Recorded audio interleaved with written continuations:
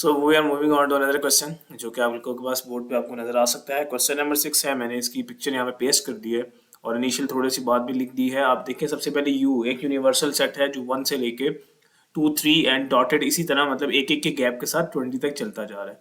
और जबकि ए को आप देखें तो ए बेसिकली 2 2 के गैप के साथ चल रहा है, 1 3 5 7, मतलब ये आपके पास जो है ऑड नंबर्स हैं और 1 और 19 तक जा रहे हैं। बच्चे अब यहाँ मिस्टेक करते हैं, 1 3 5 आगे डॉटेड में अगला एलिमेंट 6 लिख देते हैं, 7 लिखते हैं। जबकि आप फोकस किया करें कि क्या सीक्वेंस फॉलो हो रहा है, तो सीक्वेंस 2 2 के गैप्स के साथ फॉलो हो रहा है, तो इसका मतलब अगला नंबर 7 9 और इस तरह से सेट आगे चलेगा। और पहली बात जो आपको वेरीफाई करनी है वही हमारे पास ए यूनियन, और आपके पास है जी A union is equal to आपके पास है ए कॉम्प्लीमेंट से पढ़ते हैं, और वो कह रहा है कि आपने उसको यू के इक्वल जो है वो प्रूव करना है। तो सबसे पहले क्वेश्चन मैंने यहाँ मेंशन कर लिया, क्वेश्चन का सॉल्यूशन प्रॉपर्ली हम इस तरह से स्टार्ट करते हैं।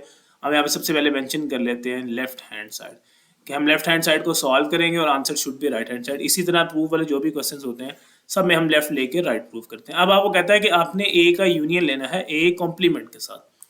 अब प्रॉब्लम क्या है कि आपके पास कॉम्प्लीमेंट ही नहीं है, तो पहले आपको कॉम्प्लीमेंट निकालना पड़ेगा, फिर आपको उसका यूनियन फाइंड आउट करना पड़ेगा। और किसी भी चीज़ का कॉम्प्लीमेंट निकालना हो हम उसको यू वाले के सेट में से माइनस कर देते हैं। तो ये बात मैंने यहाँ पे लिख दी।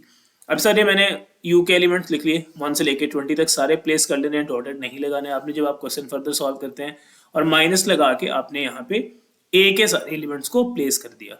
अब आपने क्या करना होता है, माइनस करने के लिए प्रीवियस क्वेश्चन में सीखा था वो एलिमेंट जो इस सेट में है और इस सेट में नहीं है, मतलब वो एलिमेंट जो यू में है और ए में नहीं है वो आपने निकाल देने हैं। जैसे अब 1 यहाँ पे है यहाँ पे है, इसका मतलब 1 का तो मसला नहीं है, 1 नहीं आएगा। इस 2 को देखें, 2 यहाँ पे है और यहाँ पे नहीं है, 2 यहाँ पे लिख दिया जाएगा। 3 यहाँ पे है 3 को आप नहीं लिखेंगे, 4 को आप लिख देंगे, 5 वहाँ पे नहीं, 5 वहाँ पे भी है नहीं लिखेंगे, 6 इसी तरह। मतलब क्या हुआ कि ये सारे के सारे नेचुरल नंबर्स हैं अगर आप फोकस करें तो और आपने उन नेचुरल नंबर्स में से जो आपके ऑड नंबर है उनमें उनको आपने निकाल देना है। तो जब आप ऑड नंबर निकाल देंगे नेचुरल में से तो आपके पास पीछे इवन ही बचते हैं, और इवन में कौन कौन से बचते हैं वो लिखते जाएं, 2 4 6, और इसी तरह आप 2 2 के गैप के साथ लिखते जाएंगे क्योंकि ये नंबर जो है अगले सेट में नहीं है। 14 16, यहाँ पे आपके पास 18 आ गया, यहाँ पे आपके पास 20 आ गया, और यहाँ पे आपने क्लोज कर दिया, और ये आपके पास आ चुका है आपका ए कॉम्प्लीमेंट।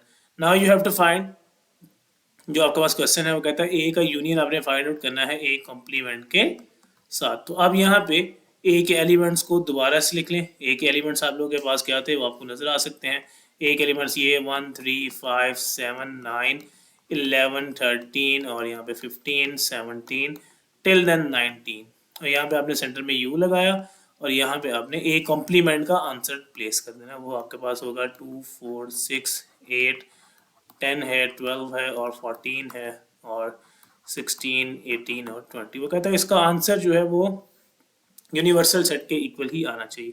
सिंपल सी बात है, यूनिवर्सल सेट के इक्वल ही आएगा। उसकी सिंपल सी रीज़न है कि आपने जब ए कॉम्प्लीमेंट निकाला तो उसमें से यू वाले मतलब वो एलिमेंट्स निकल गए जो उसमें नहीं थे। वो कहता है वापस आप उनका यूनियन ले लें, वापस आप उनको इकट्ठा कर दें।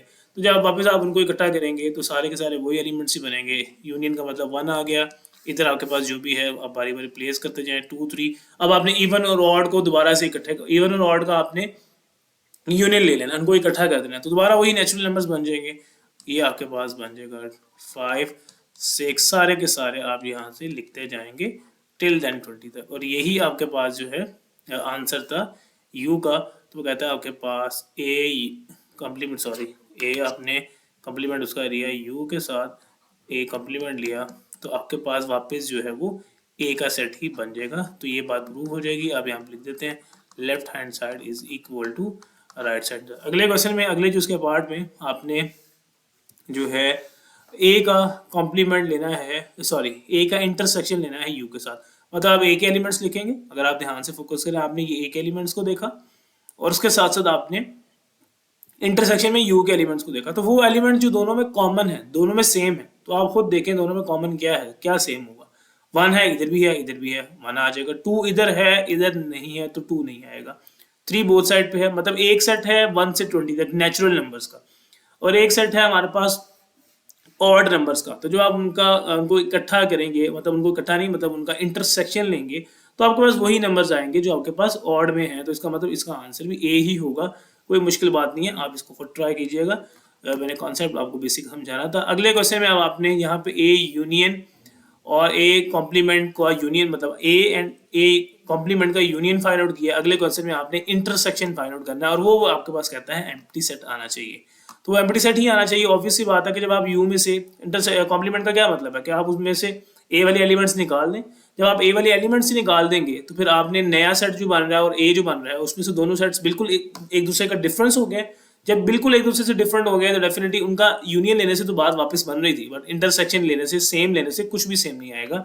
तो हमारे पास जो है ये एक सिंपल स्टेटमेंट भी है, एमसीक्यूज में पूछी जा सकती है। अगर आपको बगैर सेट दिए ये पूछ दिया जाए कि ए एंड ए कॉम्प्लीमेंट का आंसर क्या होगा, तो आपको याद होना चाहिए, और इसी तरह यूनियन का भी याद होना चाहिए।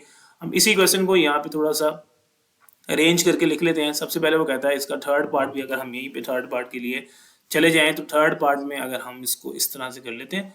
अब हम थर्ड पार्ट सॉल्व करने लगे हैं, तो थर्ड पार्ट के लिए देखें बात क्या बनेगी। सेम एलिमेंट है आपका, ए कॉम्प्लीमेंट बच्चों सेम ही आएगा, क्योंकि आपने अब क्या फाइंड आउट करना है, आपने ए का इंटरसेक्शन लेना है ए कॉम्प्लीमेंट के साथ, जो कि आपको एम्प्टी सेट बनना चाहिए। तो सबसे पहले ए का कॉम्प्लीमेंट निकाला, सेम ही आएगा। अब यहाँ पे वो कहता है कि आपने यूनियन नहीं करना, यहाँ पे आपने जो है इंटरसेक्शन कर लेना है। तो मैं यहाँ पे आपके लिए इंटरसेक्शन कर देता हूँ, मैं थोड़ा सा चेंज करूँ ताकि आपको सेट्स बार बार ना लिखने पड़े, आपका भी टाइम बचे और मेरा भी टाइम बचे, और हमारा कॉन्सेप्ट जो है वो बिल्कुल हमें समझ आ जाए।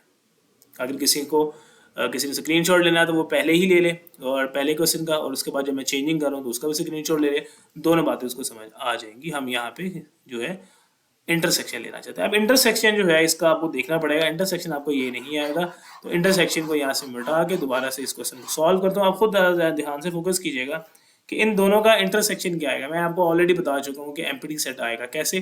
अब देखें दोनों में कुछ भी सेम नहीं है, तो इंटरसेक्शन में तो वो चीज़ आती है जो दोनों में सेम हो, तो डेफिनेटली कुछ भी सेम नहीं है तो एम्प्टी सेट आ जाएगा।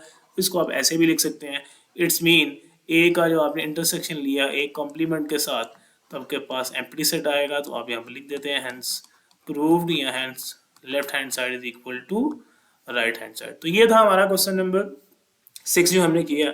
उसके बाद हम अगले क्वेश्चन की तरफ चलेंगे अगले लेक्चर में या अगली वीडियो में। तब तक अपना ख्याल रखें। अल्लाह हाफिज़।